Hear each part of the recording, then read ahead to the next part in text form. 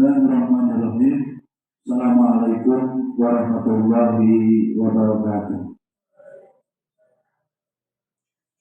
Alhamdulillahilladzi hadana li hada wa ma kunna linahtadiya laula an hadanallah. Asyhadu an la ilaha illallah wa la syarika lah. Asyhadu anna Muhammadan abduhu wa rasuluh. Qala ta'ala ba'da na'udzu billahi minasyaitonir rajim. Bismillahirrahmanirrahim. Ya ayyuhalladzina amanu taqullaha haqqa tuqatih wa la tamutunna illa wa antum muslimun. Qala inna lillahi rabbakum alladzi khalaqakum min nafsin wahidah wa khalaqa minha zawjaha wa bassa minhuma rijalan katsiran wa nisaa'a wa taqullaha alladzi tasaaluna bihi wal arham innallaha kana 'alaikum raqibah. Inna asdaqal hadits kitabullah wa hadi Muhammadin sallallahu alaihi wasallam. Shalal umuri muhdatsatuha wa inna kulla muhdatsatin bid'ah, kulla bid'atin dhalalah wa kulla dhalalatin finnar. Puji dan syukur senantiasa kita panjatkan kehadirat Allah Subhanahu wa taala, segala curahan nikmat dan karunia-Nya. Alhamdulillah pada malam hari ini kita bisa bertemu kembali bermajelis ilmu. Malam hari ini kita akan melanjutkan kajian pensucian jiwa, ya, tazkiyatun nafas, ya, seperti ya semester sebelumnya. Materi kita tentang peran ilmu, ya, penting atau perannya ilmu, peranan ilmu di dalam pensucian jiwa, ya. Pensucian jiwa sebagai sebuah tujuan akhir, bersih, ya, ibadah hanya untuk Allah, ya, tidak ada tercampuri, ya, atau terkontaminasi kotoran-kotoran, ya, dari mulai niatnya, kemudian pelaksanaan ibadah itu sampai selesai ibadah itu semuanya dijaga keikhlasannya. Itu menjadi sebuah tujuan dalam pensucian jiwa. Inna sholati wa nusuki wa mahyaya wa mamati lillahi rabbil alamin. Ya, wa ma umiru illa liya'budullaha mukhlishina lahu din. Ya.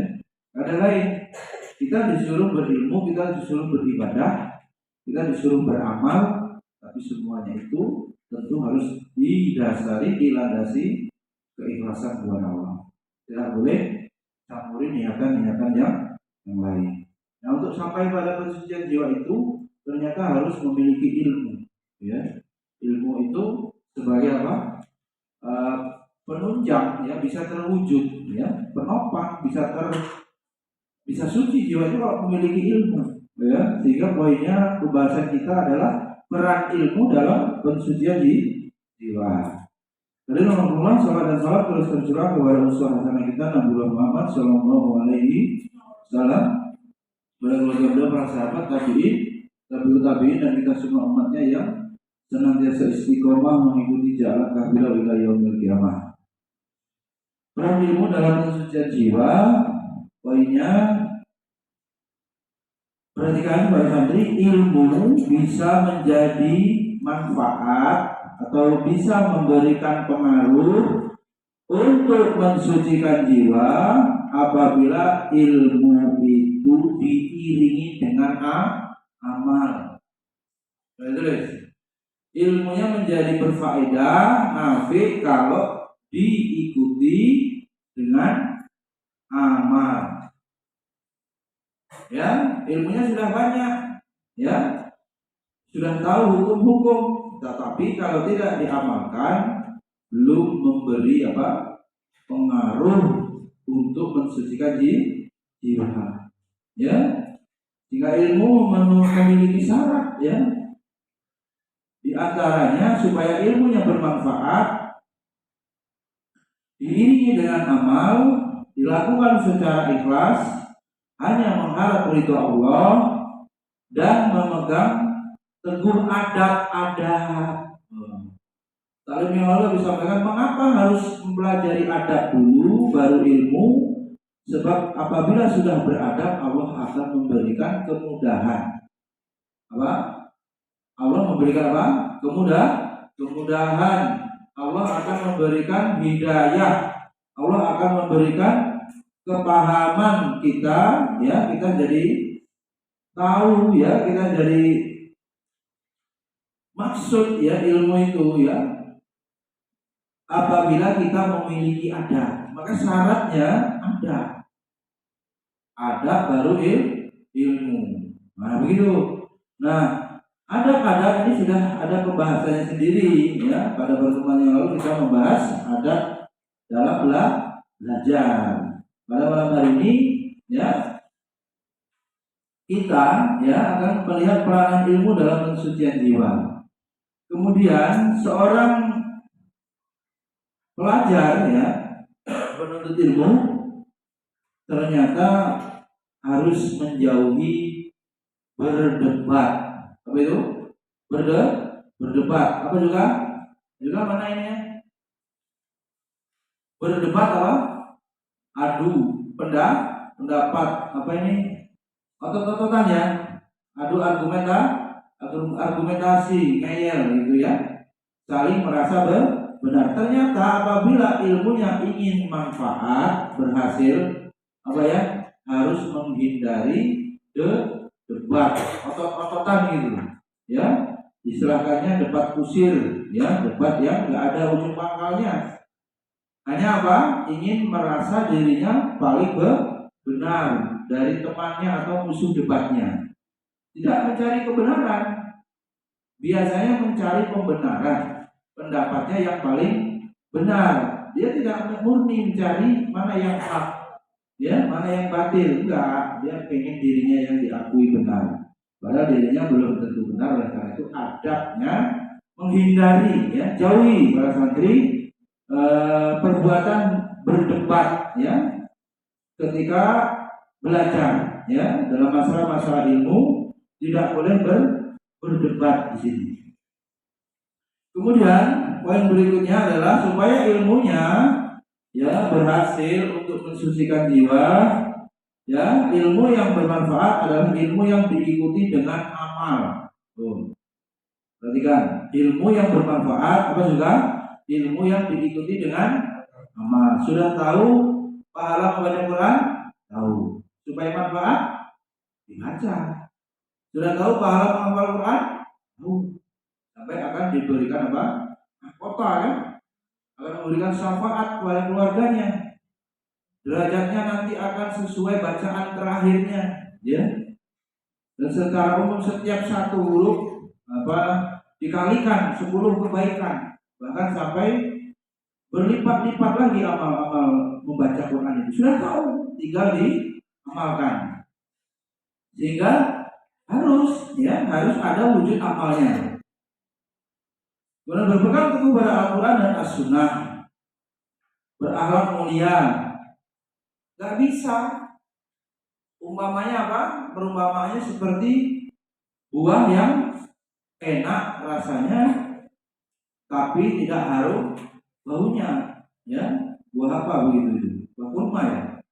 Nggak ada wanginya tapi enak.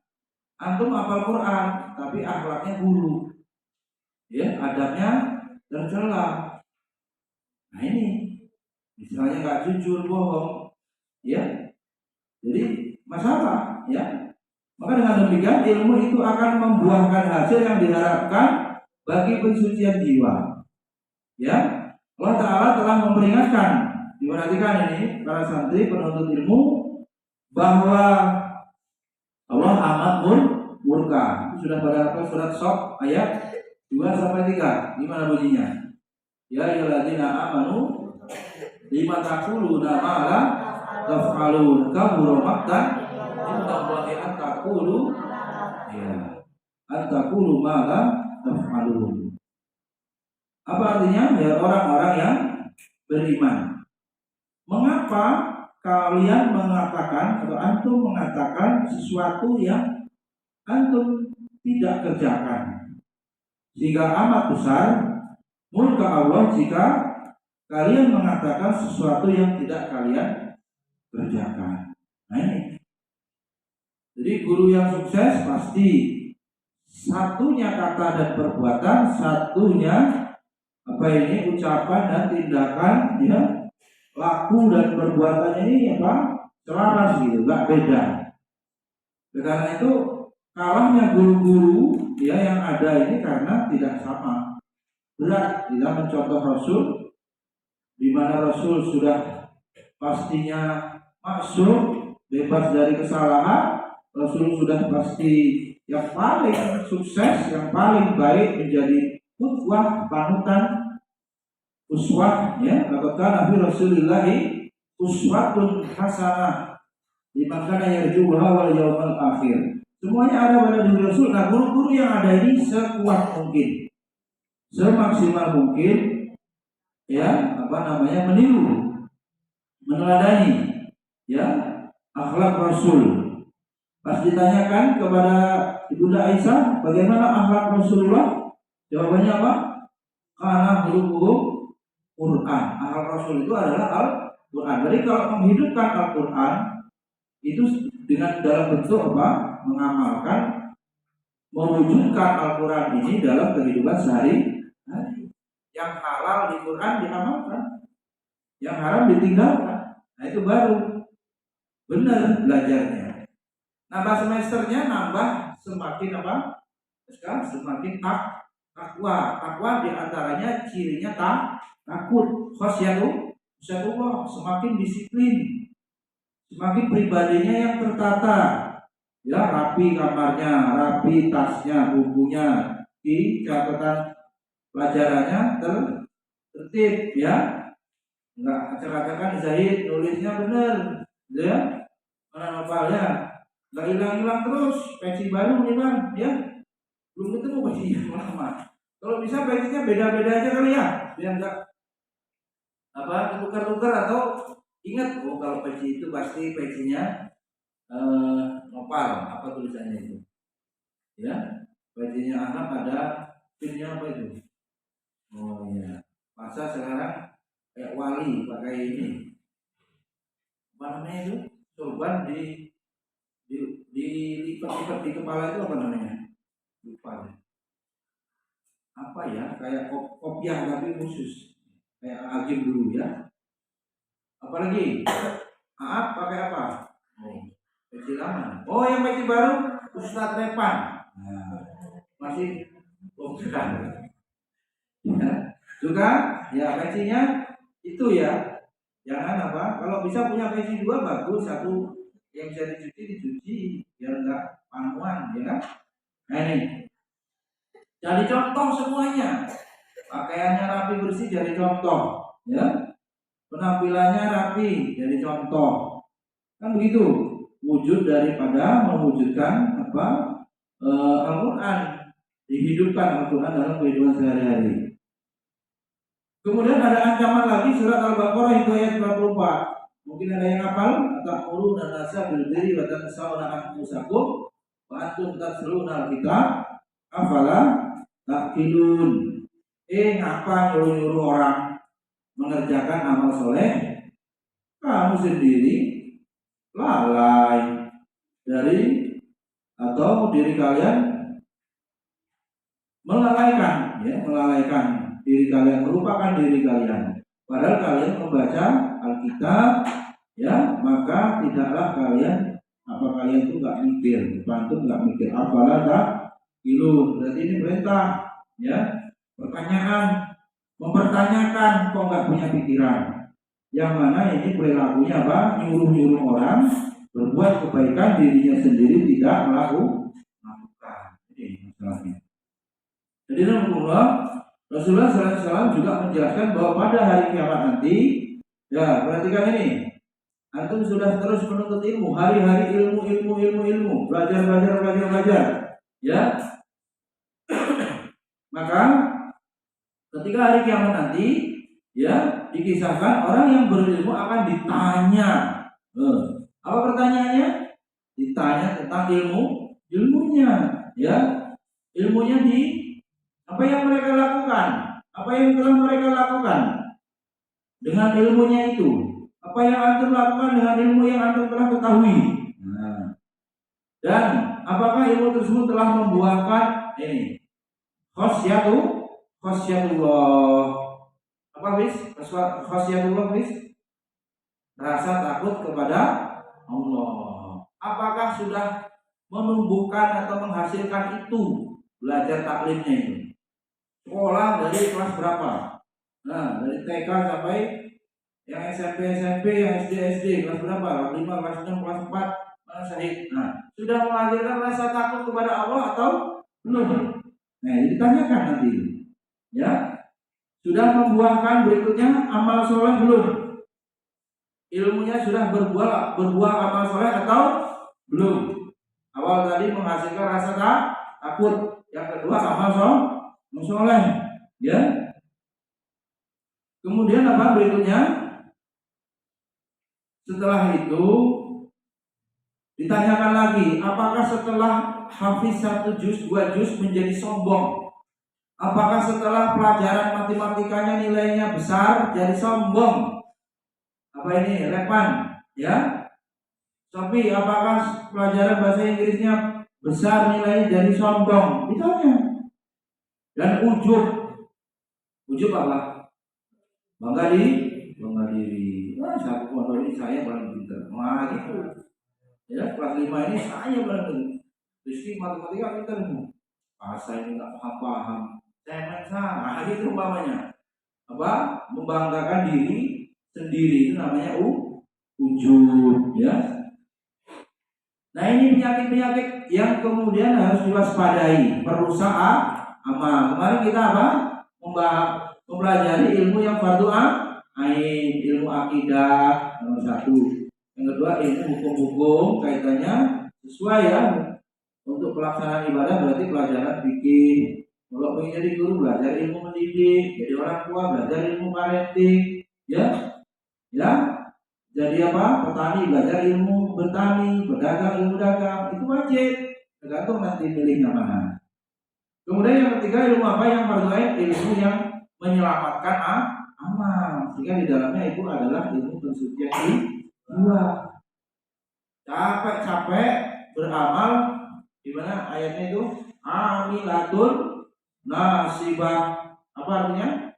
Sudah capek-capek beramal, tidak memperoleh pahala, malah masuk apa? Tasla naron hamiyah.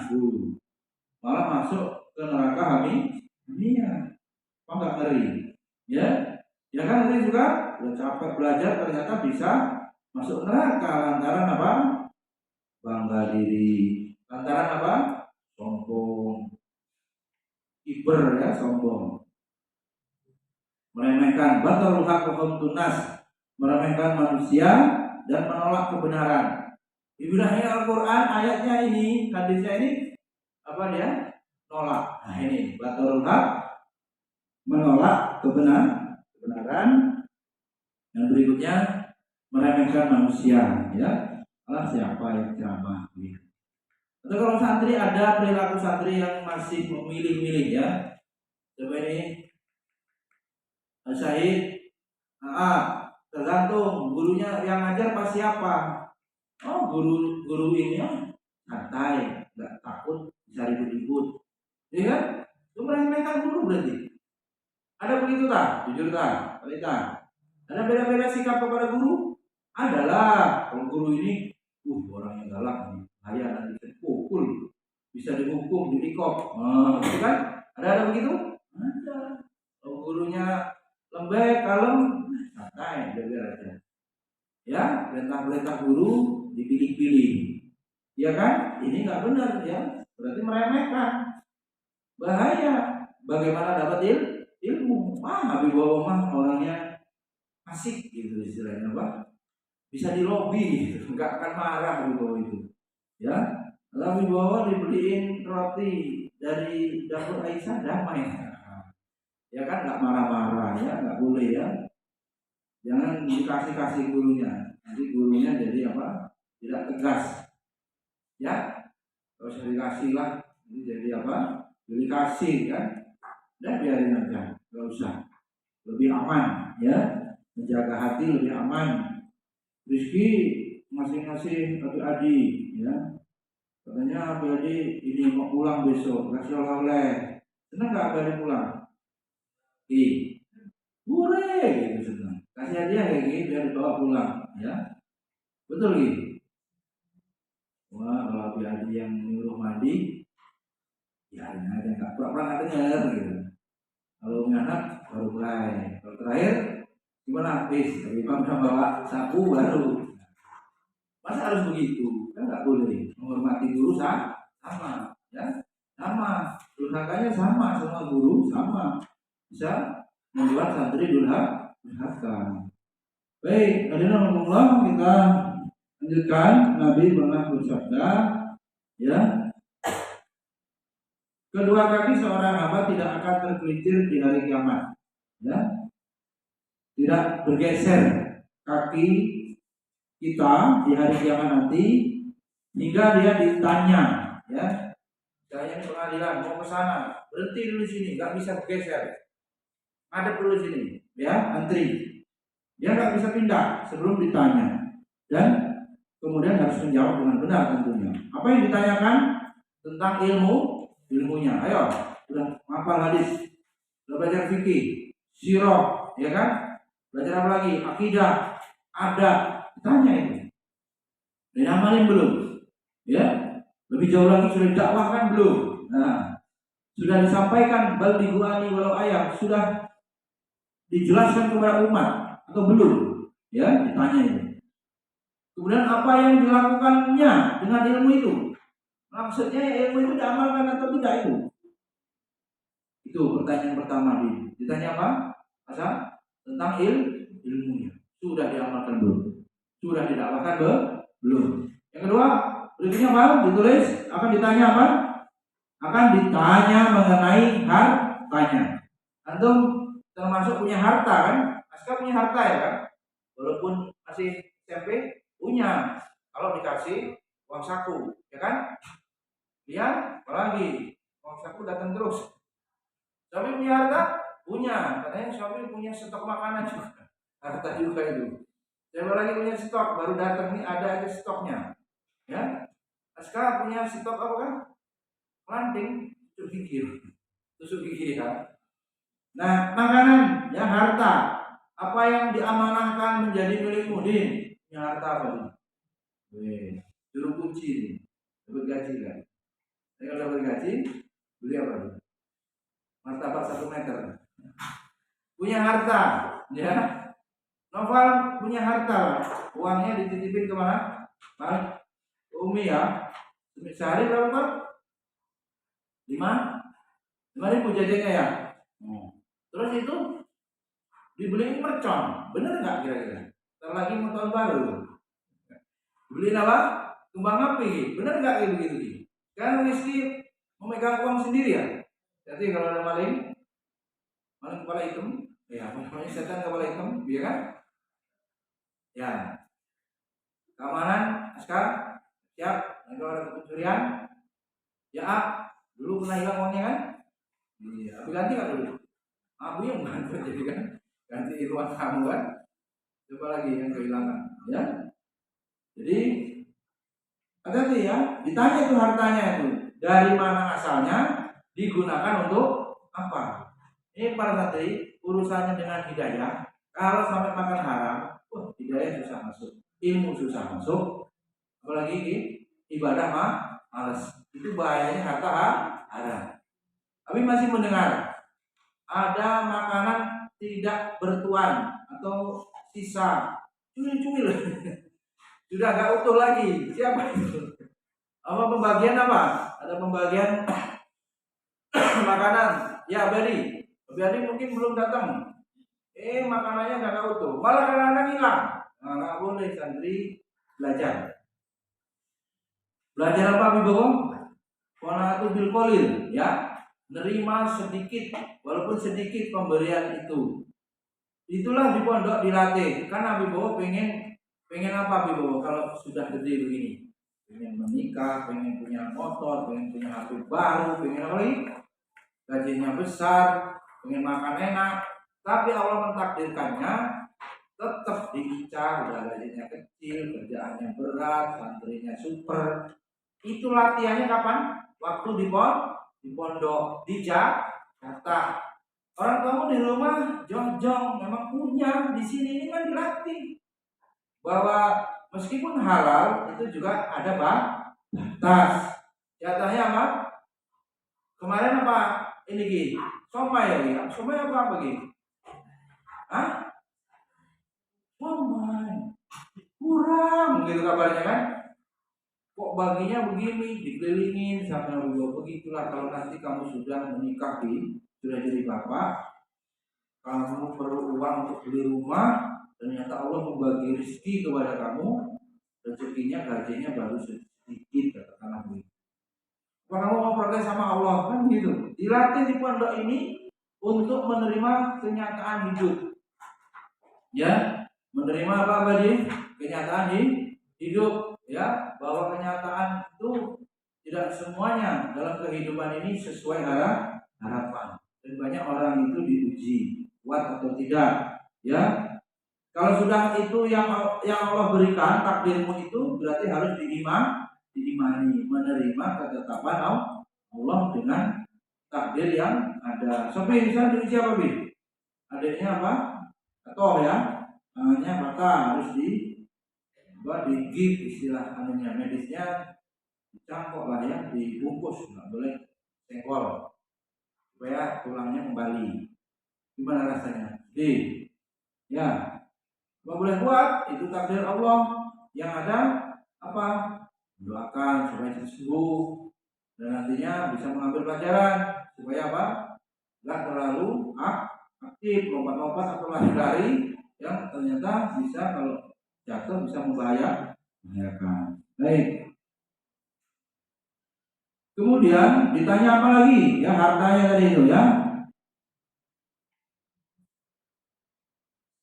Bahkan mengenai tubuhnya, ya Allah. Badan kita ini, panca indera seluruh anggota tubuh. Ya. Depan tangannya digunakan untuk apa? Ya kan? Ditanya sama Allah nanti. Ya, ada nggak tangannya untuk berbuat dosa? Nah, nanti tangan itu pan, mulutnya terkunci, menutup, mengunci, nggak mau ngomong. Pikirannya tahu. Ya. Tapi apa yang menjadi saksi? Yauma nahtimu ala afahim wa tukallimuna aydihim wa tashhadu arjuluhum bima kanu yaksibun. Jadi antum ini hatinya tahu ya, pikirannya tahu, mulutnya diam. Tapi tangannya ngomong, kulitnya ngomong jadi saksi. Kulit siapa? Kulitmu sendiri. Tanganmu sendiri. Menjelaskan perbuatan yang dilakukan. Misalnya lempar batu sembunyi tangan, ya. Peribahasanya. Umpamanya pasang yang nyoret-nyoret tembok. Nah, aku, ya. Tapi nanti itu tangannya ngomong sendiri. Ya Allah, tangan saya digunakan sama pasang nyoret tembok. Gak ada yang ngaku. Kotor tembok masjid itu gak ada yang ngaku. Ya, bapak kalau ditanya, gak ada yang ngaku. Ini ada ini, ya, keramik di atas itu bisa pecah. Gimana caranya itu? Abadi, siapa yang memecahkan coba? Ayo, ada yang ngaku. Nanti kami tunggu di akhirat jawab pertanyaan ini. Dihadirkan semuanya untuk apa? Menjelaskan itu. Siapa yang ngomong? Tanganmu, ya, tangan kita kalau kita sampai berbuat dolim. Nah, itu tubuh ini bisa dimintai pertanggungjawaban dan bisa menjawab, bisa menerangkan. Jadi segala jenis. Jadi alhamdulillah ya, kita hati-hati betul, jangan sampai ilmu saja tapi tidak ada amal. Kemudian hadis yang lain dari Usama bin Zaid radhiyallahu anhu bahwa Rasulullah Shallallahu alaihi wasallam telah bersabda akan dihadirkan seorang pria di hari kiamat, kemudian dia dilempar ke dalam neraka, lalu ususnya diurai, ya, terurai dari perutnya, lalu dia berjalan, kemudian dia muter-muter seperti keledai, kepalanya di bawah muter gitu. Keledai kan gitu, kepalanya bawah. Kalau orang manusia kan kepala di atas, ini nunduk muter. Khususnya terurai. Ya. Kata Nabi, seperti memutar gilingan, memutar ini, gilingan pun. Jangan kok begitu, ya, nunduk begitu. Kemudian para penduduk neraka berkumpul dan bertanya, Fulan, kenapa kamu? Bukannya kamu dulu tukang ceramah, tukang kultum, tukang bertausiah. Kata penduduk neraka begitu, heran, ya. Kamu tukang apa? Menyuruh orang berbuat baik, apa namanya, amar ma'ruf. Kamu tukang nahi mungkar. Maka ia menjawab, iya, yang khususnya terburai tadi. Iya, saya memang tukang berdakwah gitu, tukang nyuruh kebaikan. Hanya saja aku memerintahkan berbuat baik, tapi aku tidak mengerjakannya. Tuh, main ya. Bisa jadi guru, ustadz bisa masuk neraka duluan. Kalau dia yang nyuruh orang, dia tidak lakukan. Nah ini dicamkan betul ya. Habis gimana habis? Guru, ustadz kalau nyuruh kebaikan enggak diamalkan, hanya nyuruh, hanya melarang-larang, nanti di akhirat bagaimana? Ususnya diurai-urai, muter jalannya kayak giling. Lalu apa? Dia disiksa, maknanya seperti itu, ya. Karena dia tidak mengerjakan, dia hanya nyuruh. Siksaannya itu usus terbuka, kepala kayak keledai, muter jalannya. Betapa sulit atau sakitnya keadaan itu. Karena itu para santri betul-betul ya, yang sudah ada ini jangan sampai tidak diamalkan. Jangan sampai apa? Hanya sekedar jadi tumpukan-tumpukan pengetahuan atau ilmu, ya. Jadi harus berwujud amal. Nah, itulah hukuman ya, hukuman bagi orang yang tidak mengamalkan ilmu, ya. Orang yang tidak mau mengamalkan ilmu yang telah diberikan oleh Allah, juga tidak bermanfaat bagi orang lain. Dia cukup puas dengan menyuruh. Nah, dia cuma senangnya nyuruh, dan puas nyuruh, ya, dan melarang saja orang dari maksiat. Namun dia sendiri membiarkan dirinya bergelimang maksiat. Dan satupun yang bisa sembunyi dari Allah, tidak ada satupun. Tidak ada satupun. Allah Maha mendengar, Allah Maha melihat. Tidak ada satupun yang luput, ya, dari apa? Catatan Allah, dari pandangan Allah, dari penglihatan Allah. Setiap manusia akan diputar kembali seluruh rekaman kehidupannya, perbuatan-perbuatannya akan tampakkan.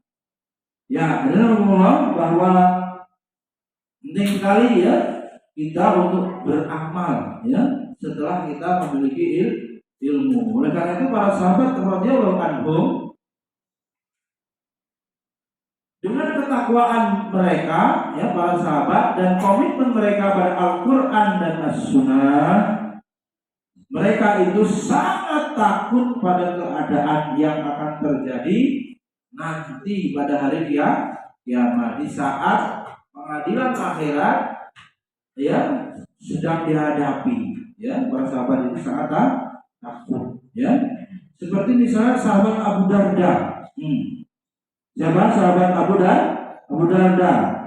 Kata beliau, aku sangat takut jika nanti di hari kiamat dikatakan kepadaku, kamu tahu atau tidak tahu? Lalu menjawab, aku tahu. Dan seluruh ayat Al-Quran, baik perintah maupun larangan, datang kepadaku untuk bertanya. Waduh, bayangkan ini. Al-Quran datang kepada kita, itu yang sampai menghafal, memahami. Al-Quran datang kepada kita, nanya, loh, yang kewajibanmu sudah dilaksanakan belum? Lalu ayat perintah bertanya kepadaku, apakah aku telah diperintah? Dan ayat-ayat berkata, apakah aku telah dilarang? Kan gitu. Ayat isi perintah, ayat isi larangan. Maka aku berlindung kepada Allah Subhanahu wa taala dari ilmu yang tidak bermanfaat. Allahumma inni a'udzubika min ilmilah yang dari ilmu yang tidak bermanfaat, gak guna, ya, gak ada guna ya Pak. Oleh karena itu, beliau juga berkata, tidaklah seorang itu berilmu dianggap berilmu, ya, tidak dianggap berilmu apabila dia belum mengamalkan ilmunya. Tuh. Ya. Imam Al-Ajuri ya, dalam kitab Akhlakul Ulama beliau menerangkan tidaklah seorang itu beranggap berilmu atau dikatakan punya ilmu hingga ia mengamalkan ilmunya. Alasan itu apa? Kita merasakan seberapa ilmu yang sudah kita pelajari, sudah kita ketahui. Dari yang sudah diketahui itu berapa yang sudah kita amalkan. Ya, Rasulullah pun memohon kepada Allah agar diberi ilmu yang nafi. Allahumma inni a'udzubika min ilmin la yanfa' wa min qalbi la yakhsha wa min nafsi la tasbah wa min da'watin la yustajab. Ya Allah, aku berlindung kepadamu dari ilmu yang tak bermanfaat, tak gunanya, ya, dan dari hati yang tidak khusyuk. Hatinya apa? Sholat ingat makan. Ini lapar nih, lapar nggak ini? Sholat ingat main, sholat ingat paket, itu terus. Sholat ingat apa? Jajan. Apa yang jajan? Bisa kurang. Seiris, ya. Nopang. Pas belajar, pas sholat ingat itu. Pas baca Quran ingat makanan. Ya, gak khusyuk. Jadi apa? Berdoa. Wa min qalbi la yakhsha wa min nafsi la tasbah, dari jiwa yang serakahnya beri. Duit dan dunia ya tadi beri. Gak ada cukupnya. Kalau orang jalan itu dana aja keblak, sandung. Gak ada nunduk-nunduknya menerima. Gak ada syukur-syukurnya. Gak ada terima kasihnya kepada Allah. Nah ini. Jadi gak pernah puas. Memang itu manusia begitu. Tidak ada ceritanya manusia itu puas dengan urusan apa? Harta, ya. Urusan syahwat gak ada ceritanya puas. Yang disenang-senangi hawa nafsu tidak ada batasannya. Manusia kalau dia tidak berani, orang yang berhasil mengendalikan hawa nafsu, ya. Kalau orang kalah dengan hawa nafsu ya jadi budak Tuhannya itu hawa nafsu, keinginan. Apa dikira kalau sudah ke pantai Mutun nggak pengen pantai Clara, pantai satu lagi pantai apa? Terus. Ya dibawa pantai lagi, kalau sudah gunung Raja Basa pengen gunung yang lain. Semuanya. Kalau sudah Selanik pengen Lampung Walk sudah pengen apa lagi? Pratama, enggak. Semuanya. Terus lancar pikirannya itu kemana-mana. Ya, itu terus saja. Kalau tidak dibatasi sendiri, dikendalikan, dicukupkan atau ditutup ya pintu keinginan itu, maka tidak akan pernah puas. Kemudian apa? Wa min da'watin la yustajabalaha. Berlindung kepada Allah dari doa yang enggak dikabulkan. Bisa enggak? Pan, tahu-tahu Pan hafal juz 29, walaupun juz 30 belum. Atau juz 30 tahu-tahu hafal. Bisa enggak, Pan? Coba ditanya, Pan. Sudahkah pernah betul-betul bersimpuh berdoa, ya Allah, beri kemudahan saya untuk menghafal Al-Quran ini. Kalau Allah, ya ini ayat-ayat, ya Allah, kenapa lupa-lupa, tolong, ya Allah, tolong, nangis itu, pernah itu? Enggak, doanya isinya apa jadi? Minta kiriman, ya Allah, duit habis, kiriman belum datang, mau kasbon diomelin nanti sama Umi. Ya, doanya apa? Somai ya Allah, somai. Anak doanya apa? Raket. Nah, sudah doanya apa? Pempek. Aduh, itu terus. Habis apa doanya habis? Coba berdoa yang diminta itu yang bernilai tinggi gitu, hidayah, ilmu, ya kan?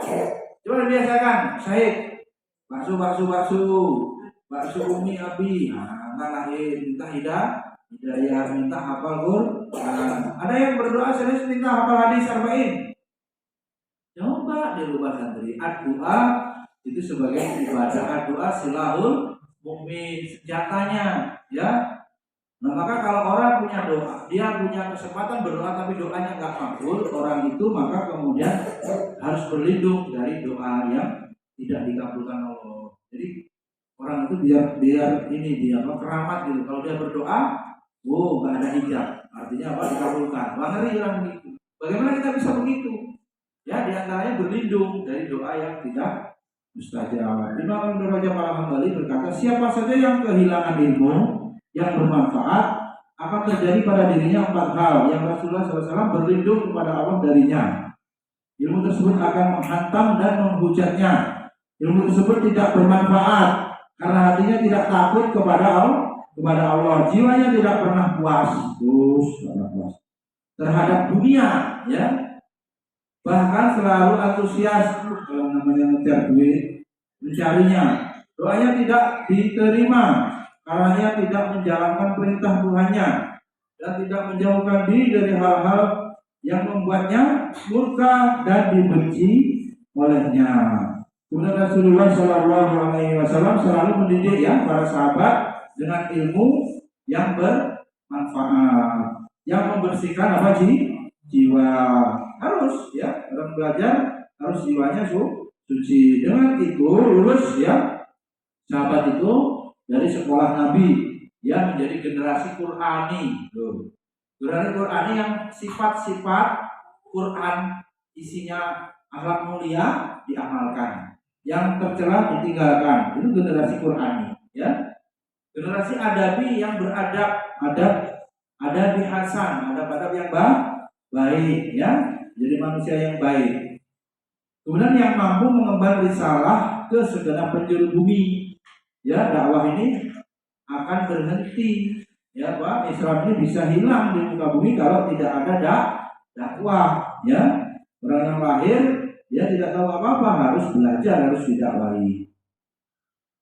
Kemudian terciptalah beberapa generasi utama yang menerima ilmu untuk diamalkan, bertingkah laku dengan tata krama ilmu dan menghiasi diri dengan berbagai keutamaan. Diriwayatkan oleh Al-Khatib Al-Baghdadi dari Malik bin Anas yang menyampaikan, telah berkata Ibnu Sirin. Apa kata beliau? Perhatikan. Jangan pada nunduk semua. Perhatikan. Dengan mempelajari petunjuk seperti mempelajari ilmu. Dengan mempelajari petunjuk seperti mempelajari ilmu. Jangan asal. Kemudian dari Ibnu Syihab yang berkata, ilmu ini merupakan adab dari Allah Subhanahu wa Ta'ala yang diajarkannya kepada Rasul, kepada Rasulullah Shallallahu Alaihi Wasallam, dan beliau mengajarkannya kepada umatnya. Itu merupakan amanat Allah kepada Rasulnya agar beliau menunaikan tugasnya. Maka siapa saja yang telah mendengar ilmu tersebut, ia akan menjadi hujah antara dia dengan Allah. Dari Ibrahim bin Hubayb, ia berkata, ayahku berkata kepadaku, hai anakku, datangilah ahli fikih. Ulama suruh datang anaknya kepada orang alim, ahli fikih. Apa yang dilakukan? Belajar dari mereka, ambil adab, ambil akhlak, dan petunjuk dari guru, dari mereka itu. Disuruhnya apa? Disuruhnya udahlah mainnya 1 jam, habis itu mandi, enggak nurut apa enggak? Suruh ngapal ribut. Coba bagaimana yang pas? Padahal di sini diperintahkan untuk apa? Mengikuti petunjuk ya dari mereka ahli-ahli fikih tadi, ulama tadi, supaya apa? Kita bisa mendapatkan ilmu. Nah seperti itu ya, peranan ilmu begitu penting ya. Kita tidak bisa hidup tanpa ilmu. Hidup kita akan ngawur nanti. Ya, karenanya apa? Ciri yang membedakan antara ahli ilmu yang bermanfaat adalah bahwa mereka rendah hati. Karena ceritanya orang yang punya ilmu itu sombong. Itu berarti ya memang dia punya ilmu tapi itu tidak masuk kategori yang bermanfaat. Dan sebab kesombongannya itu kan melahirkan dosa, menyebabkan dia masuk neraka karena sombong. Jika yang benar orang berilmu adalah orang yang rendah hati, ya.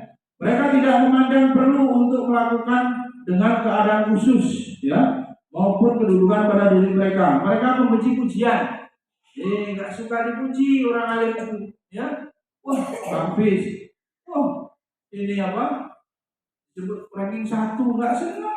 Dia dipuji begitu. Tujuan ilmu bukan itu. Dia belajar karena Allah, ya. Kemudian dia tidak sombong ya kepada siapapun. Kemudian mereka hidupnya zuhud, nggak nguber-nguber dunia gitu. Jadi pengen nabung kerja deh. Supaya main beli HP 2 juta, beli apa kemarin waktu itu raket 500.000. Untuk apa? Nggak memburu-buru dunia begitu, zuhud. Zuhud itu hidup sederhana, ya, mementingkan kepentingan akhirat daripada urusan dunia. Kemudian dia bersungguh-sungguh dalam beribadah kepada Allah, ya. Semakin bertambah ilmu mereka, semakin bertambah kerendahan mereka kepada Allah, disertai rasa takut, penghambaan dan rasa lemah mereka di hadapannya. Imam Asy-Syatibi memberi batasan tentang orang yang berilmu dan yang mengamalkan ilmunya, ya. Karena itu para santri amalkan semua ilmu yang sudah diketahui, amalkan. Mudah-mudahan bermanfaat. Jadi peranan ilmu dalam pensucian jiwa sangatlah penting. Tidak mungkin bisa suci jiwanya kalau tidak punya ilmu. Demikian, subhanakallahumma wa bihamdika asyhadu an la ilaha illa anta astaghfiruka wa atubu ilaik. Assalamualaikum warahmatullahi wabarakatuh.